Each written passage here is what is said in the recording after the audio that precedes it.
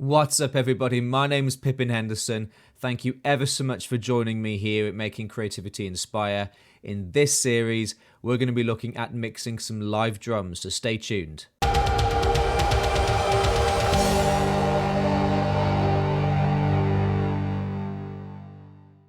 Okay, so welcome back to the channel, everybody. Thank you for joining me.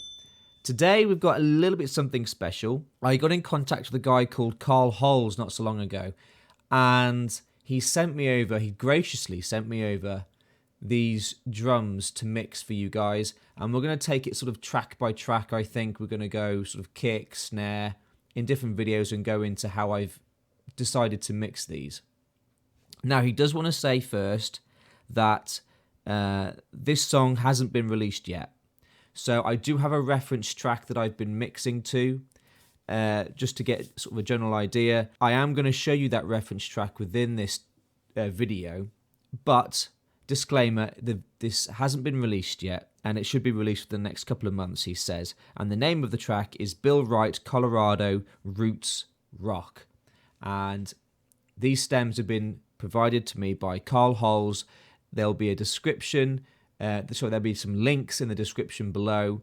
Please follow him. He's an awesome drummer. He's just fantastic. So thank you ever so much to him for sending these over. They've been awesome to mix.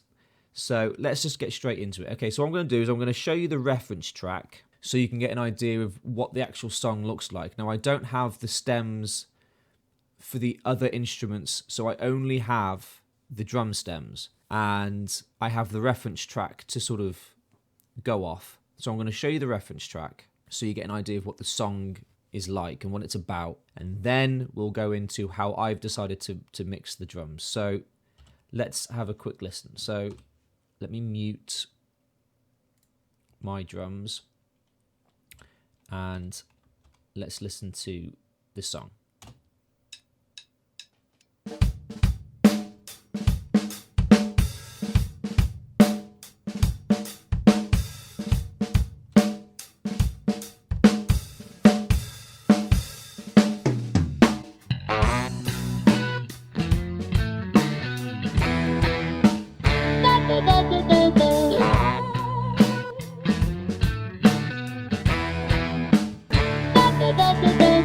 Wake up in the morning, senses all shaking.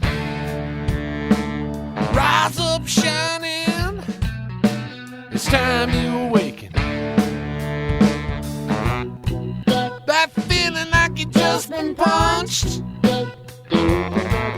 'cause the punches keep coming. Okay, you get the idea. It's kind of a funky vibe going on. It's a really good song. We've been sent the drum stems, and I've had a bit of a play. And so what I'll do now is I'll show you a brief section of my version of the drums, so you can get an idea. And then we'll go into each one and we'll break it down. So let's go from the beginning. That's probably the easiest. Have a listen.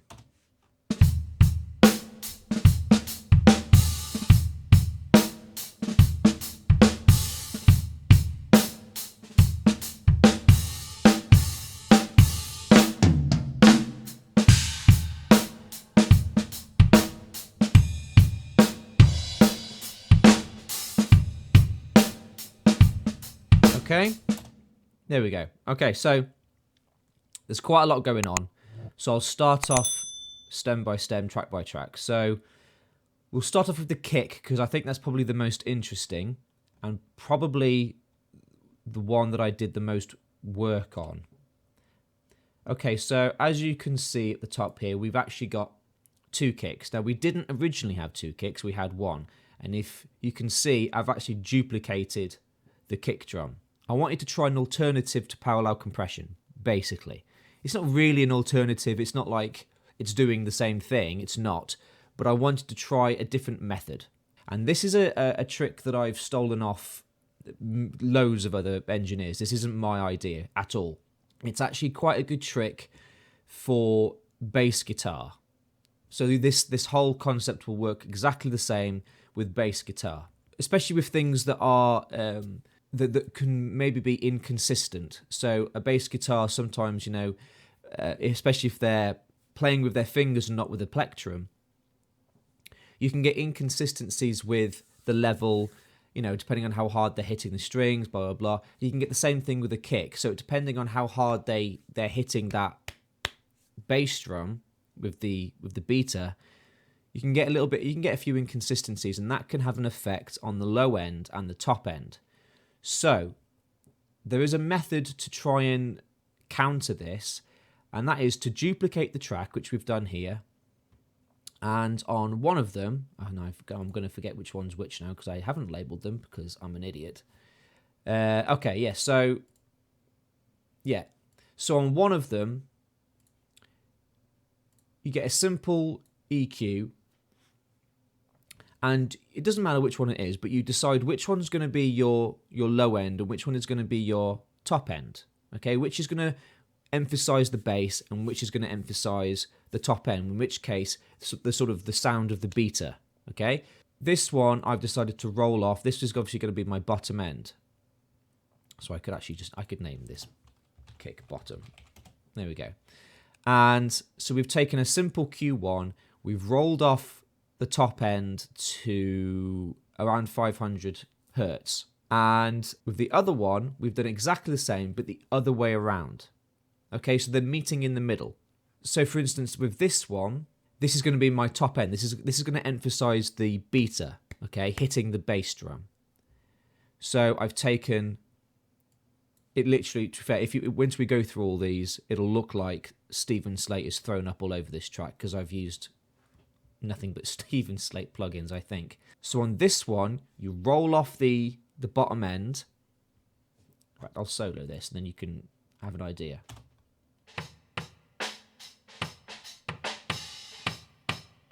Okay, so as you can hear, there's no bottom end really in it at all, okay?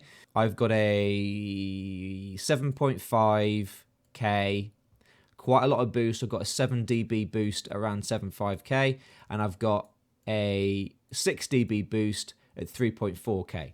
So I'm emphasizing the top end. I want to get that click of the beater and to give it some air, okay? Now in the kick bottom, I've rolled off the top end, and I've boosted the bottom end. Okay, so I've got a 60 hertz boost at 5 dB, and that's it. Actually, I think that's all I've got in that one. So let's have a listen, solo the bottom kick.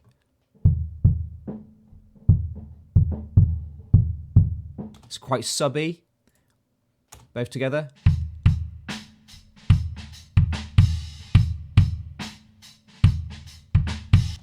Now, in conjunction with this, I do have both of these going to a bus.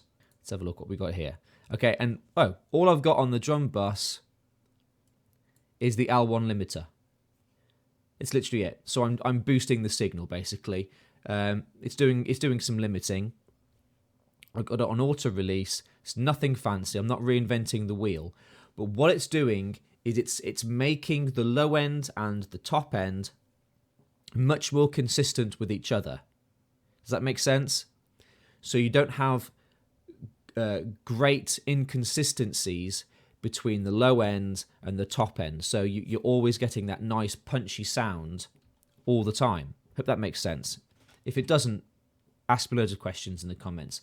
But all you're doing is you're duplicating the track, you're rolling off bottom end on one, and you're rolling off the top end of the other. Make sure they cross over at the same point. And then the area that you're left with, so for instance, the kick bottom, I'm left with the frequencies down the bottom.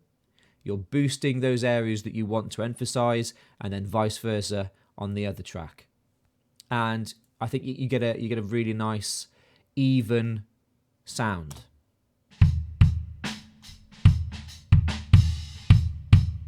This is what it sounded like without the effects and without duplicating it.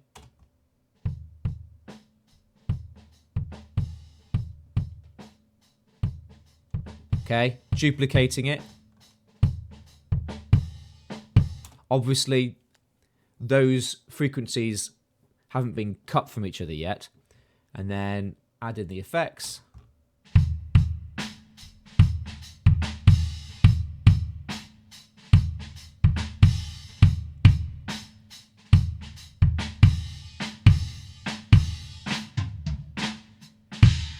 think it sounds really kind of warm and thumpy, but it has got that nice top end as well to emphasize the beta of the kick drum. Okay, so that's all I'm going to do for this one. I want to keep it short and sweet, and then we'll go on to the snare and all the other stuff in other videos. I just want to keep it nice and condensed. So there we are. That's how I've managed to do, well, that's how I've decided to do the kick drum in this particular track. I hope you guys find that useful. If you have any comments, please let me know. Please subscribe and click the notification button if you like this stuff.